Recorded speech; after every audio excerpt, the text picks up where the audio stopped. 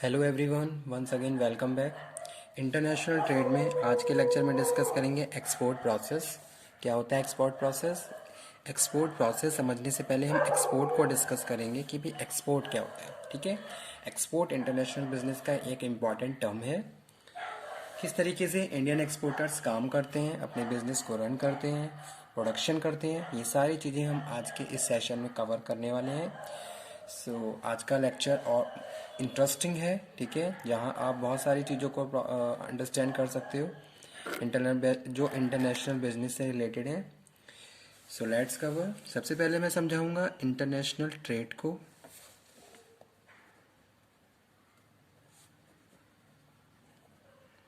Export समझने से पहले आपको ये समझना होगा कि इंटरनेशनल ट्रेड क्या होता है। इंटरनेशनल ट्रेड क्या है? Buying and selling of goods and services. ठीक है, buying and selling of goods and services outside the boundaries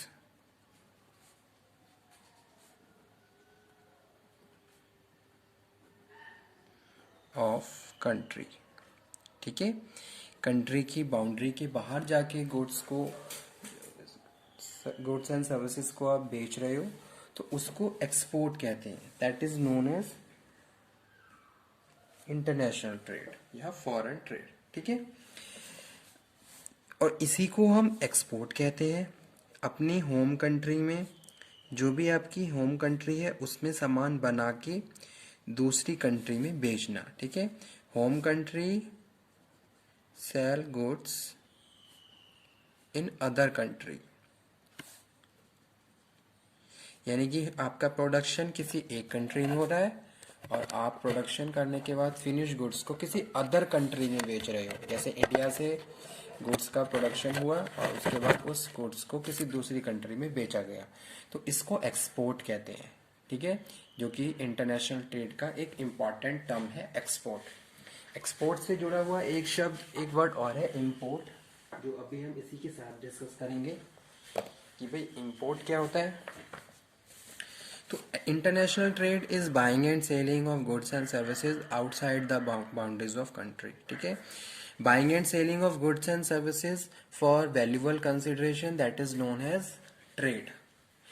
valuable consideration के लिए आप गुड्स एंड सर्विस को खरीद बेच रहे हो तो उसको ट्रेड बोलते हैं। ठीक है, trade plus international trade, buying trade between Nations. अगर दो नेशंस के बीच में अगर ट्रेडिंग चल रही है, बाइंग एंड सेलिंग चल रही है, तो उसको इंटरनेशनल ट्रेड कहते हैं।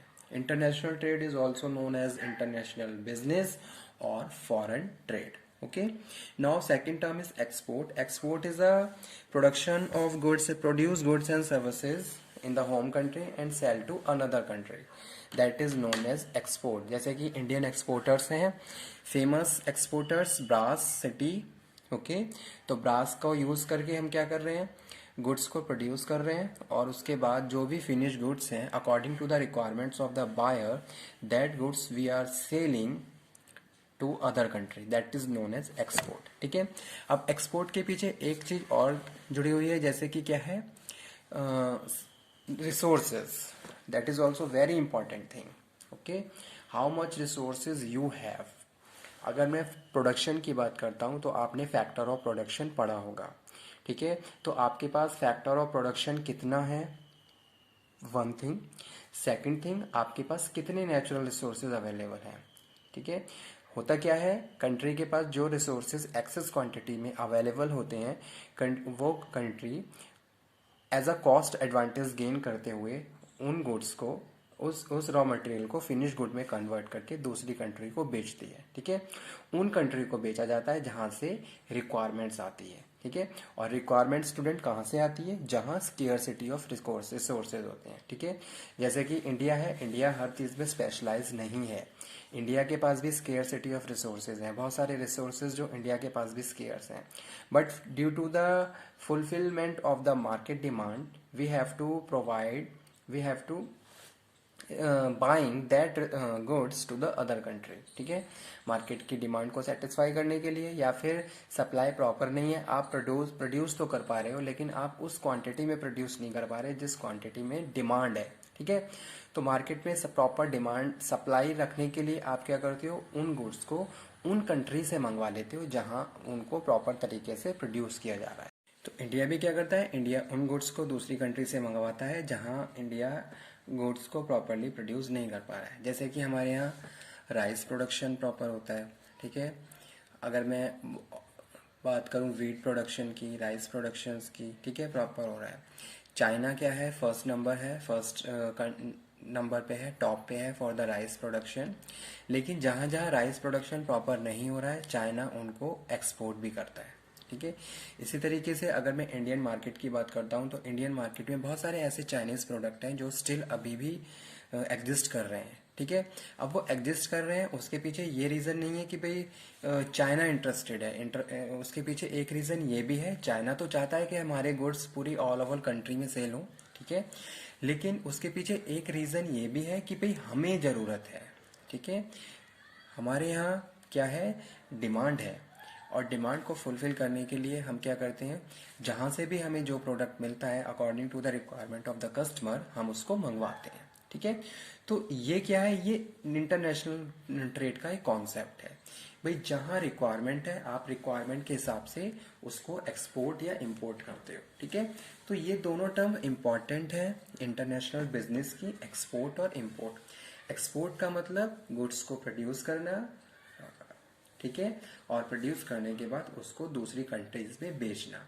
जैसे कि Indians exporters brass, wood plus glass को यूज करके kitchen accessories, bathroom accessories, glassware, ठीक है, अदर गिफ्टेड आइटम्स प्रोड्यूस करते हैं, और उसके बाद according to the buyer requirements, according to the buyer contract जो भी है उनका, ठीक है, जो भी क्वालिटी उन्होंने डिसाइड करी है एज पर सैंपल, वो उनको प्रोवाइड करवाते हैं।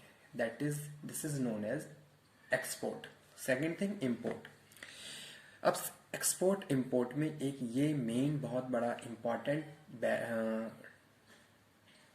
पॉइंट ये है कि भाई आपका एक्सपोर्ट इंपोर्ट हमेशा बैलेंस होना चाहिए, जिसको हम बैलेंस ऑफ ट्रेड बोलते हैं, ठीक है। Balance of trade is a very important term of international business because it reflect your country economy conditions, ठीक है। If your country is underdeveloping, that then you have to more consciously focus on your international business, okay. क्योंकि international business से हमारा GDP बढ़ता है, और GDP से कहीं ना कहीं जितना जीडीपी बढ़ रहा है इनकम बढ़ रही है, क्योंकि जो इंटरनेशनल ट्रेड है ये बहुत सारी अपॉर्चुनिटीज क्रिएट करता है। जैसे कि इंटरनेशनल बिजनेस की वजह से क्या हो रहा है, optimum proper utilisation of resources हो रहा है, फर्स्ट थिंग, ठीक है। जो भी रिसोर्सेज आपके पास स्केयर है आप उनको बहुत ज़्यादा कॉन्शियसली यूज़ कर रहे हो ताकि वो अवेलेबल रहें, अपकमिंग जनरेशन के लिए अवेलेबल रहें, क्योंकि उनमें से कुछ रिसोर्सेज ऐसे होते हैं जो रिन्यूएबल होते हैं, लेकिन कुछ रिसोर्सेज ऐसे होते हैं जो रिन्यूएबल नहीं होते हैं। So due to this reason the producer manufacturer are more consciously doing production, okay. Second thing is international business create job opportunities because industrialisation होता है। सेकंड थिंग पे हम इंडस्ट्रियलाइजेशन को रखते हैं, ठीक है। जितना ज़्यादा इंडस्ट्रियलाइजेशन होगा उतना ज़्यादा हमें फ़ायदा होगा, कंपनी को फ़ायदा होगा, कंपनी के साथ साथ कंट्री को भी फ़ायदा होगा, उनकी उसकी इकोनॉमिक ग्रोथ होगी, इकोनॉमिक डेवलपमेंट होगा, ठीक है। जीडीपी बढ़ेगा, इनकम बढ़ेगी, कंजम्पशन लेवल बढ़ेगा। Third thing, third point that is very important, creating job opportunities. जितना ज़्यादा इंडस्ट्रियलाइजेशन होगा उतनी ज़्यादा जॉब अपॉर्चुनिटीज़ क्रिएट होंगी, ठीक है। लोगों को काम मिलेगा, वो अपना एक मिनिमम लिविंग स्टैंडर्ड मेंटेन कर सकेंगे। तो ये सारी चीज़ें क्या है, इम्पॉर्टेंट हैं। लोगों के जितने भी, अगर मैं इंडिया की पॉपुलेशन की बात करूँ, लोगों की बात करूँ, तो स्किल पॉलिश होंगे। जितने ज़्यादा स्किल पॉलिश होंगे उतने ज़्यादा एक्सपर्टनेस बढ़ेगी, ठीक है। क्योंकि कभी कभी क्या होता है, बाहर की तरफ से कुछ ऐसे ऑर्डर्स आते हैं जैसे कि कुछ स्टैंडर्ड प्रोडक्ट होते हैं जिनको प्रोड्यूस करने के लिए अपग्रेडेशन ऑफ टेक्नोलॉजी करना होता है, या स्पेशल काइंड ऑफ स्किल्स के लेबर की रिक्वायरमेंट होती है। तो ये सारी चीज़ें हम हमारे इंडिया में तभी प्रॉपर ग्रो हो पाएंगी जब प्रॉपरली ट्रेडिंग होगी। ठीक है, तो ये एक बहुत ज़्यादा इम्पॉर्टेंट टर्म है इंटरनेशनल बिजनेस की, कि भाई प्रॉपर बिजनेस प्रोसीड करने के लिए बहुत सारी ऐसी चीज़ें हैं जिन पे ध्यान देना जरूरी है। ठीक है, एक्सपोर्ट पे हमने इन सब चीज़ों को डिस्कशन किया। अब बात करते हैं इंपोर्ट की। इंपोर्ट जब हम करते हैं, किसी भी गुड को दूसरी कंट्री से मंगवाते हैं, तो क्या होता है, नंबर ऑफ रेस्ट्रिक्शंस फॉलो करने होते हैं। अगर मैं बात कर रहा हूँ इंटरनेशनल बिजनेस की, तो इंटरनेशनल बिजनेस में जो गुड्स का जो मूवमेंट है उस पर क्या है, पहले क्या था, बहुत सारे रेस्ट्रिक्शंस लगे हुए थे जैसे कि, लेकिन टाइम टू टाइम ये बैरियर, जो मैं रेस्ट्रिक्शंस बोल रहा हूँ एज अ बैरियर, इनको रिड्यूस किया गया ताकि बिजनेस को या गुड्स को फ्रीली मूव किया जा सके। क्यों? क्योंकि कहीं ना कहीं इसका इफेक्ट हमारे बिजनेस पे भी पड़ने लगा। नंबर ऑफ रूल्स और रेगुलेशंस फॉलो करते हुए फाइनली बिजनेस को प्रोसीड करना बहुत ज़्यादा टफ हो गया था। तो जो इंटरनेशनल ऑर्गेनाइजेशंस हैं उन्होंने क्या करा, इस पे ही काम करा। उन्होंने क्या करा, कंट्रीज को अपने ऑर्गेनाइजेशंस का मेंबर बनाया, और उसके बाद उन्होंने क्या करा, उन कंट्रीज के आपस में गुड्स मूवमेंट को फ्री करा। ठीक है, यानी कि नंबर ऑफ बैरियर्स को वहां पे रिड्यूस कर दिया गया। तो इस तरीके से फ्री ट्रेडिंग का कॉन्सेप्ट भी सामने आया कि भाई जो भी मेंबर कंट्रीज हैं फ्रीली आपस में बिजनेस कर सकती हैं, ट्रेडिंग को फॉलो कर सकती हैं। ठीक है, तो ये सारी चीज़ें कहीं ना कहीं हमारी कंट्री की इकोनॉमिक ग्रो के लिए बहुत ज़्यादा इंपॉर्टेंट है। ठीक है, balance of payment, balance of trade, balance of payment. अब मैं बात करता हूँ किसकी, कि भाई एक्सपोर्ट का प्रोसेस, यही सब प्रोसेस होता है। कंट्री क्या करती है, कंपनी एक्सपोर्ट करती है, कंपनी के बहुत सारे मर्चेंडाइजर्स होते हैं। मर्चेंडाइजर कांटेक्ट करते हैं बायर से।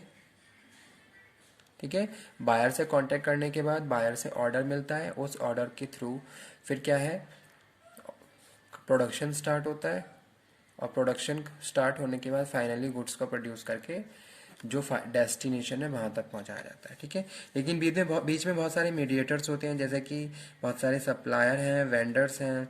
ट्रांसपोर्टेशन की मैं बात करूँ, वो भी अपने आप में एक इम्पॉर्टेंट डिसीजन है इंटरनेशनल बिजनेस का। ठीक है, तो ये सारी चीज़ें कहीं ना कहीं इम्पॉर्टेंट है इंटरनेशनल बिजनेस में, जो कि हमने डिस्कस किया।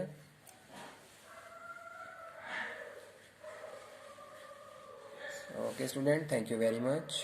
इस टॉपिक को मैं यहीं पे फिनिश करता हूँ। Thank you.